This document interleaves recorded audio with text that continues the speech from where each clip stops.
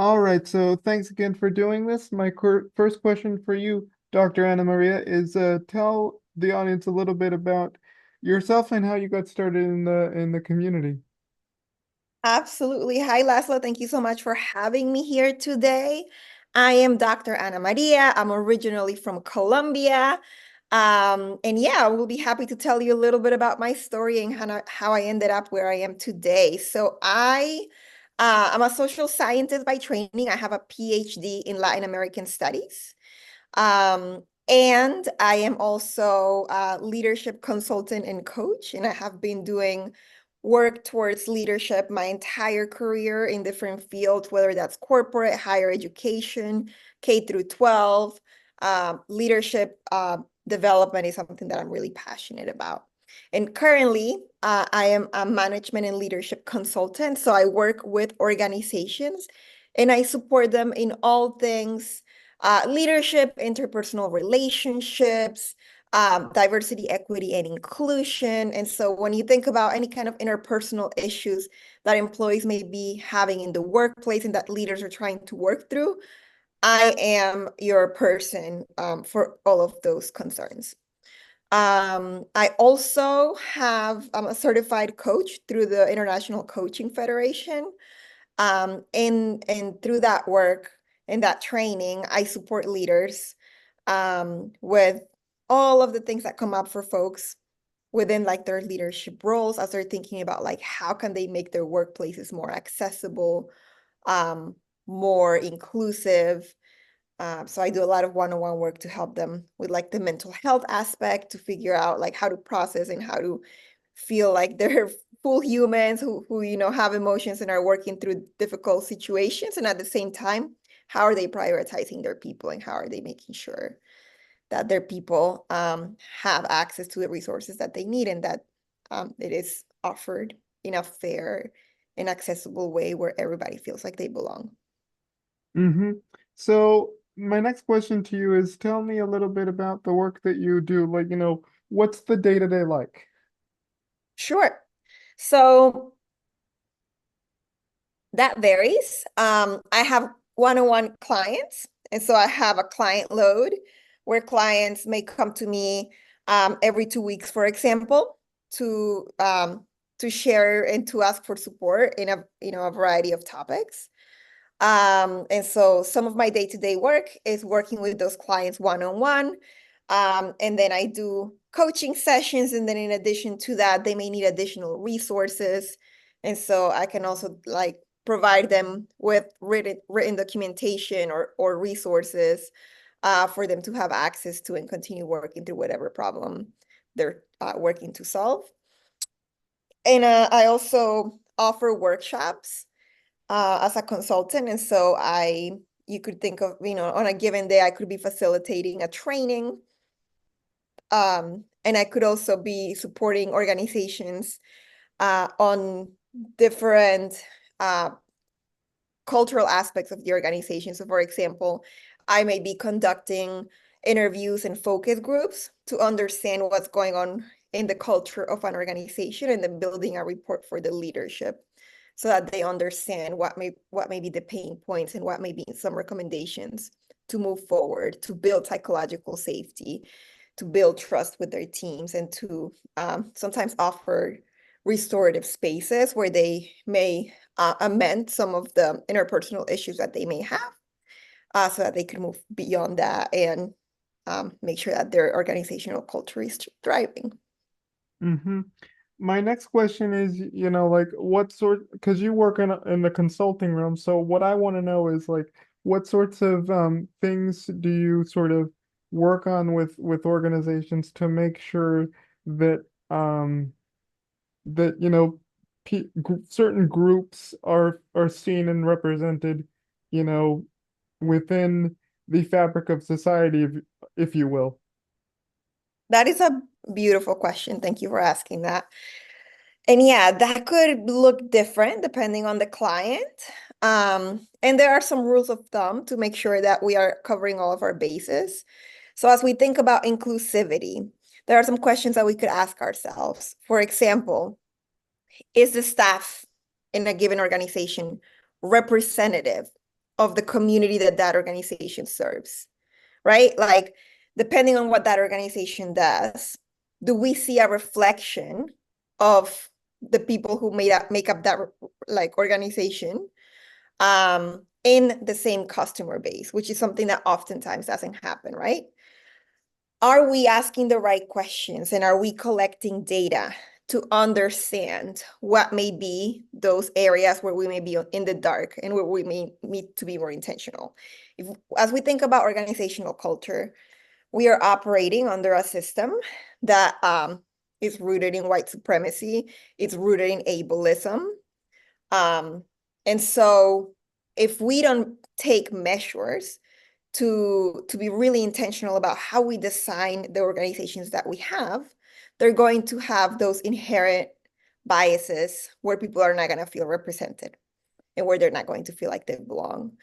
And that goes deep, right? Like we all have different identities in some areas where we may hold power, in some areas where because of society, we may be experiencing more challenges. And so when working with organizations, it's really important to understand, okay, what are you paying attention to and what may be those areas that may not even be on your radar that maybe we should consider starting asking questions about, right? And understanding that for any given organization, the way people feel a sense of belonging and the way that they're experiencing culture is going to be really unique to that organization. And so as a consultant, I don't just come in and tell the leaders what to do. I come in and I facilitate a really strong opportunity for the staff to be able to feed information into the systems that will then be created so that whatever it is built is really very much informed by the people who are in the organization, particularly those who are underrepresented without the organization, knowing that those are the folks who oftentimes are left out of those conversations. Mm-hmm. So my next question is what sorts of tools and or toolkits, I guess, do you sort of give to organizations to sort of say, hey, this could be done in a way that includes, you know, people of different backgrounds and people of different abilities. So what sorts of things are you doing in that aspect? Yeah, there is such a variety of tools, and it really depends on what the organization needs. I would say something baseline that almost every organization needs and benefits from is having a really strong understanding of this idea of psychological safety in the workplace. And so that the tools around there is providing resources around psychological safety and also providing education so that people understand what it means for their employees to feel psychologically safe and for leaders to be able to pick up on trends and basically ways in which their employees are signaling to them that they may not be feeling safe. And so psychological safety is one of those foundational understandings that every organization like really should have completely like locked down and understood to be able to then build trust and have access to the different ways in which they can move forward. So I would say psychological safety tools is a really big important one. A really strong workshop that I see that there's a lot of really positive reactions to and quick results is around the workshop on active listening that I offer. Active listening is something that we most of the times take for granted and we think it's an easy skill to have.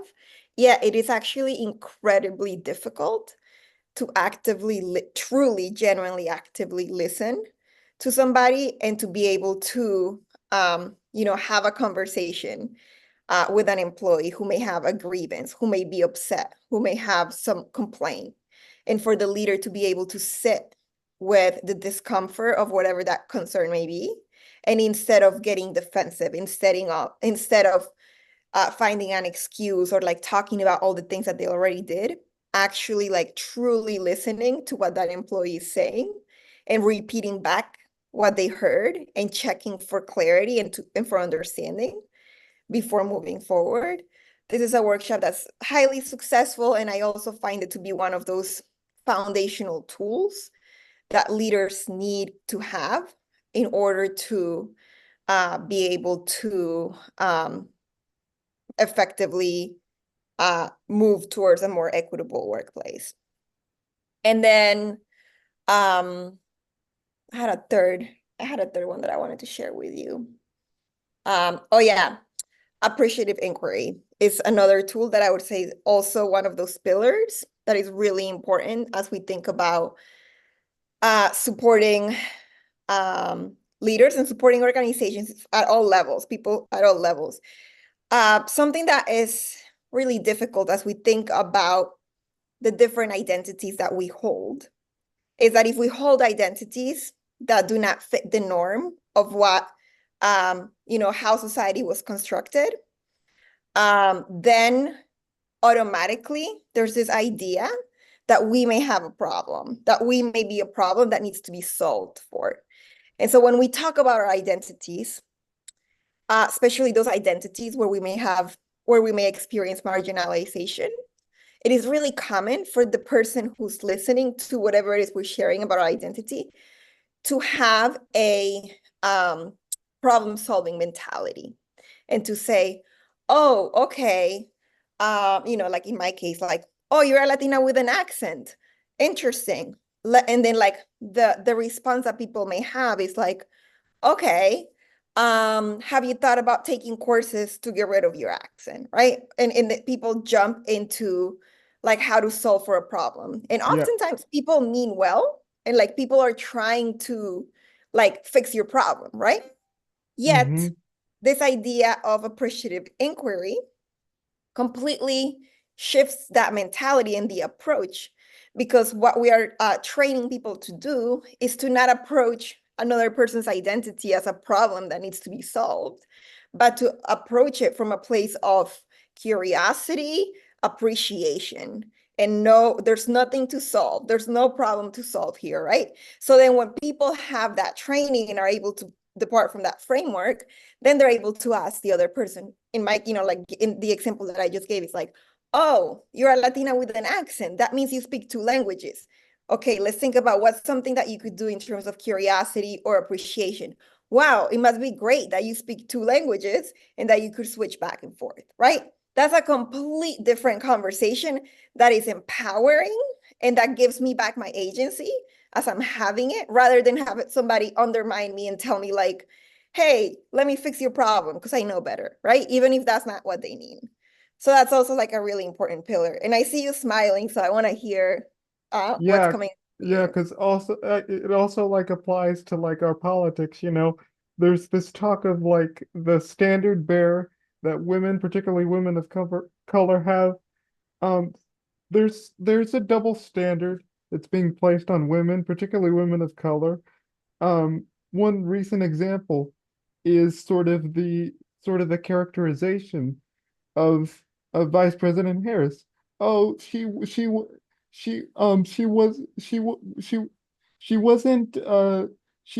was Indian or she was black, blah blah blah blah. So it's kind of this racism, misogyny kind of sort of ideological sort of thinking that is it's so baked into, I don't know, I'm kind of rambling, but you get what I'm saying? Yeah, I think I understand what you're saying. Like, and let me repeat back, and please correct me if I'm not understanding this. But like as we think about Kamala Harris and her identity as like Indian and black, that becomes like an area where people are paying attention, and becomes like how she's characterized, and it like Yeah. erases like like her agency as a person, because people sometimes cannot see past that, because that just becomes like it's like a way to other somebody that Yeah, like takes away the humanity. exactly. You Am know, I she understanding that she's right? yeah, because she's qualified. She's been, DA of San Francisco. She's been, Attorney General of California. She's extremely qualified. but it's just the racism, misogyny that that that is so disgusting. Same thing with Barack Obama. They questioned his, you know, his birthplace, it's just something so wrong. Yeah, it's so wrong. Yeah. And a lot of it, it's just there are so many layers, right? Because there's the people who are like intentionally doing this to sabotage certain people. And then there's like a lot of things that are happening subconsciously for folks. There's a lot of just like learned behaviors that even as we think about like within our own marginalized identities, we may also perpetuate some of those behaviors. So it's just we're fighting against like centuries and centuries of like power that, has been applied in like a really unfair way. So it takes a lot to be able to like move through those spaces and also to push back against that for sure. Yeah. Sorry if I went off on a tangent, but like to get back to No, what I that was makes it saying, interesting. to, I to love get it. back to what I was saying, what sorts of things can companies sort of do to sort of say, hey, this would be someone that could contribute to our company, without sort of looking beyond sort of this otherism and kind of towards this place of like acceptance and sort of, hey, this person can contribute. Yeah. So as we think about like how to have more inclusive places, um, one area where companies often get it wrong and where I probably coach somebody on this on a weekly basis is like there are a lot of assumptions about what professionalism means, about how somebody should look like and should act like in the workplace. And all of those assumptions are unwritten rules, right? Those are like the ways that power moves, that are not necessarily like spelled out for people. And like currently we're seeing a lot of generational clash between more senior level people in organizations and leaders who are working with Gen Z, for example, who may have different understandings of what professionalism may look like and may mean. And so we get in trouble when we make assumptions about what we expect somebody to do and not to do. And so the best way to be as equitable as possible is to be really clear about the competencies that we need a person to have for a job and to spell out what it is. Like if you get hired or if you're going to have this role, whatever it may be, by the end of the year, if you're successful, you would have done A, B, C, and D, right? Like that level of clarity, like a job description that's actually accurate, which is not common, is incredibly important. And then employees need to be able to push through the discomfort that they may feel by not controlling the way an employee may need to get there, right? Like we all may get to this, like we may be able to achieve the same outcome via a different road, via a different approach, right? And so a company needs to have really clear the understanding of like what are the non-negotiables, what are the outcomes that we want, what are the specific things where you need employees to like behave and operate in a very specific way, and then what are the other places in which you can offer flexibility. And hopefully those places where you can offer flexibility are a lot. And there's a lot of flexibility because that's where we get in trouble with people with marginalized identities when we don't offer flexibility. There's a lot of research that shows that, as we think about hybrid or remote work, like people who experience disabilities, people like women with children, um, like people who have a lower socioeconomic status and may have more challenges financially, like those groups end up having more access to work and to success when there is that flexibility around like hybrid or remote work. And that's just one example, right, of what flexibility could look like. Um, and so yeah, being flexible and like the things that you know people are gonna get penalized for, tell people that very directly. Because the other really important thing to consider is that people with marginalized identities are not represented at the same level that people who do not have marginalized identities. And something really important to note there is that when we are not represented or when anybody's not represented, then the social capital that we have, the network that we have that can educate us on all of those invisible rules, that network is a lot smaller if it even exists. And so now we're over here guessing and potentially making mistakes about rules of the game that nobody ever told us. So be really clear about what those rules are and then question those rules. Like, are these rules worth it? And are they yielding results? Or is this rooted in some ism that you just don't even think about? Mm-hmm. To kind of wrap this up, what can people take away from this conversation? How can sort of companies and other organizations aim to create a sort of equitable, safe workspace? Because oftentimes organizations, companies just don't know how to make their company um more diverse, represented and all that kind of stuff.